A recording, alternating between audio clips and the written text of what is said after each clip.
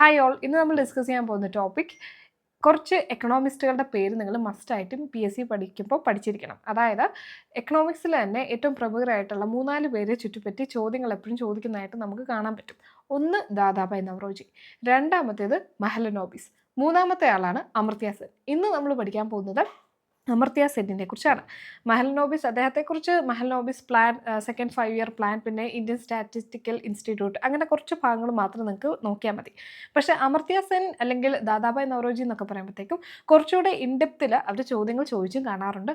ഏറ്റവും പോപ്പുലർ ആയിട്ടുള്ള കുറച്ച് കാര്യങ്ങളിലും ചോദ്യങ്ങൾ ചോദിച്ച് കാണാറുണ്ട്. അപ്പം നമുക്ക് അമർത്യ സെന്നിനെ കുറിച്ച് നല്ലൊരു ക്ലാസ് ഇന്ന് ഡിസ്കസ് ചെയ്യാം. അപ്പം വളരെ ചെറിയൊരു വീഡിയോ ആണ്, കുറച്ച് കാര്യങ്ങളെ പറയുന്നുള്ളൂ. ഇത് മസ്റ്റായിട്ടും അറിഞ്ഞിരിക്കുക. ഓക്കെ, അപ്പം നമുക്ക് ക്ലാസ്സിലേക്ക് കിടക്കാം. അമർത്യ സെൻ, അദ്ദേഹത്തിനാണ് ഏഷ്യയിൽ തന്നെ ആദ്യമായിട്ട് എക്കണോമിക്സിന് നോബൽ പ്രൈസ് ലഭിക്കുന്നത്. നിങ്ങൾക്കറിയാം, എക്കണോമിക്സിന് ലഭിക്കുന്ന നോബൽ പ്രൈസ് ബാക്കി നോബൽ പ്രൈസുകളെ പോലല്ല. സ്വീഡൻ നൽകുന്ന നോബൽ പ്രൈസ് പോലല്ല, ഇതൊരു സ്വീഡിഷ് ബാങ്ക് നൽകുന്ന നോബൽ മെമ്മോറിയൽ പ്രൈസാണ് എക്കണോമിക്സിന് നൽകുന്ന നോബൽ പ്രൈസ് എന്ന് പറയുന്നത്. അപ്പം ഇത് ഇച്ചിരി ഡിഫറെൻ്റ് ആണ്.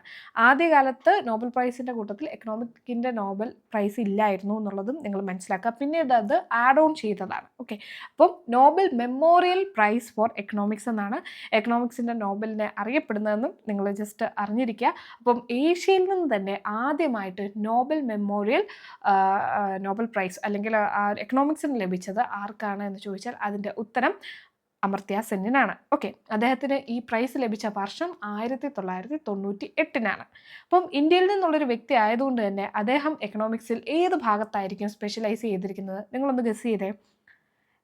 ഡെവലപ്മെൻ്റൽ എക്കണോമിക്സ്, അതായത് എങ്ങനെ ഒരു രാജ്യം ഡെവലപ്പ് ചെയ്യാം. നമുക്കറിയാം, നമ്മുടെ രാജ്യം എന്ന് പറയുന്നത് ബ്രിട്ടീഷുകാർ വന്ന് കുത്തിക്കുളം തോണ്ടി പോയ ഒരു രാജ്യമാണ്. നമ്മൾ അണ്ടർ ഡെവലപ്ഡ് ആയിരുന്നു. ആ അവസ്ഥയിൽ നിന്ന് നമ്മൾ ഡെവലപ്പ് ചെയ്താണ് ഇപ്പോഴും ഗ്രോത്തിൻ്റെ സ്റ്റേജിൽ നിൽക്കുന്നത്. അപ്പോൾ അദ്ദേഹത്തിനെ സ്വാധീനിച്ച അല്ലെങ്കിൽ അദ്ദേഹം ഏറ്റവും കൂടുതൽ പ്രാവീണ്യം നേടിയിരിക്കുന്ന എക്കണോമിക്സിൻ്റെ പേപ്പർ അല്ലെങ്കിൽ ഭാഗം എന്താണെന്ന് ചോദിക്കുകയാണെങ്കിൽ ഡെവലപ്മെൻ്റൽ എക്കണോമിക്സിലാണ് എന്ന് നിങ്ങൾ മനസ്സിലാക്കണം. ഓക്കെ, അപ്പം വികസന കേന്ദ്രീകൃതമായിട്ടുള്ള സമ്പദ് വ്യവസ്ഥ അല്ലെങ്കിൽ അതുമായിട്ട് ബന്ധപ്പെട്ടിട്ടുള്ള പോസ്റ്റ്ലേറ്റ്സ് ഒക്കെയാണ് അദ്ദേഹത്തിൻ്റെ സംഭാവനകൾ എന്ന് മനസ്സിലാക്കുക.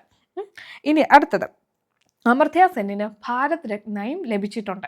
അത് 1999. അദ്ദേഹം ഇപ്പോഴും ജീവിച്ചിരിപ്പുണ്ട്. അദ്ദേഹത്തിന് ഇപ്പോൾ 92 വയസ്സുണ്ട്. അപ്പം അദ്ദേഹത്തിന് ഭാരത് രത്നയും 1999 ലഭിച്ചിട്ടുണ്ട് എന്നുള്ള കാര്യം നിങ്ങൾ ഓർക്കുക. ഇനി അടുത്ത അമർത്യ സെന്നിനെ കുറിച്ചുള്ള ഒരു ഇമ്പോർട്ടൻറ്റ് ഫാക്ട് എന്ന് പറയുന്നത് അന്താരാഷ്ട്ര സാമ്പത്തിക ശാസ്ത്ര സംഘടനയുടെ ചെയർമാനായിട്ടുള്ള ആദ്യ ഇന്ത്യക്കാരൻ. അങ്ങനെ ഒരു ചോദ്യം ചോദിക്കുകയാണെങ്കിൽ, അതായത് അന്താരാഷ്ട്ര സാമ്പത്തിക ശാസ്ത്ര സംഘടനയുടെ ആദ്യത്തെ ഇന്ത്യക്കാരനായ ചെയർമാൻ ആരാണ് എന്നൊരു ചോദ്യം വരികയാണെങ്കിൽ അതിൻ്റെ ഉത്തരം അമർത്യ സെന്നാണ്. പിന്നെ ഏറ്റവും വലിയ അദ്ദേഹത്തിൻ്റെ ഒരു കോൺട്രിബ്യൂഷൻ എന്ന് പറയുന്നത് ഹ്യൂമൻ ഡെവലപ്മെൻറ്റ് ഇൻഡെക്സ്. നമുക്കെല്ലാവർക്കും അറിയാം, ഒരു രാജ്യത്തിൻ്റെ വികസനം ഇപ്പോൾ നോക്കുന്നത് ഏറ്റവും നവീനമായിട്ട് പരിഷ്കരിച്ച ഒരു ഇൻഡെക്സ് ആണ് human development index. Human development index എന്ന് പറയുന്നത് ആരൊക്കെ ചേർന്നാണ് ഉണ്ടാക്കിയത്?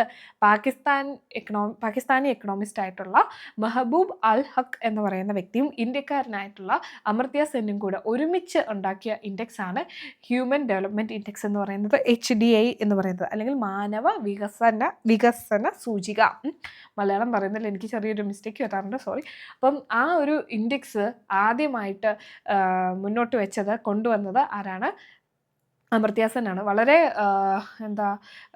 ശാസ്ത്രീയപരമായിട്ടുള്ള, തികച്ചും എക്കണോമിക്കലായിട്ടുള്ള രീതിയിൽ മാത്രമല്ല ഹ്യൂമൻ ഡെവലപ്മെൻറ്റ് ഇൻഡെക്സ് നോക്കുന്നത്. നിങ്ങളത് പഠിച്ചിട്ടുണ്ടെങ്കിൽ അറിയാം. അതിൽ സ്റ്റാൻഡേർഡ് ഓഫ് ലിവിങ് ഒരു ഘടകമാകാറുണ്ട്, മോർട്ടാലിറ്റി റേറ്റ് ഒരു ഘടകമാകാറുണ്ട്, അതായത് പെർ ക്യാപിറ്റ ഇൻകം. എക്കണോമിക്കലി നമ്മൾ പെർ ക്യാപിറ്റ ഇൻകത്തെ മാത്രമേ അതിൻ്റെ അകത്ത് അടിസ്ഥാനപരമായിട്ട് നോക്കുന്നുള്ളൂ. ബാക്കി സ്റ്റാൻഡേർഡ് ഓഫ് ലിവിങ് ഒക്കെ വെച്ചിട്ടാണ് ഈ ഹ്യൂമൻ ഡെവലപ്മെൻറ്റ് ഇൻഡെക്സ് എന്ന് പറയുന്ന ഇൻഡെക്സ് കാൽക്കുലേറ്റ് ചെയ്യുന്നത്. അപ്പോൾ അത്രയും നല്ലൊരു സയൻറ്റിഫിക് ആയിട്ടുള്ളൊരു ഹ്യൂമൻ ഡെവലപ്മെൻറ്റ് ഇൻഡെക്സ് കൊണ്ടുവന്നത് അമർത്യ സെന്നും പാകിസ്ഥാനി എക്കണോമിസ്റ്റ് ആയിട്ടുള്ള മെഹബൂബ് അൽ ഹക്കും കൂടെയാണ്. അപ്പോൾ ഇവർ രണ്ടുപേരും കൂടെ കൊണ്ടുവന്നതാണ് ഈ ഒരു ഇൻഡെക്സ്. അതും ചോദിക്കാൻ ചാൻസ് ഉള്ളതാണ്.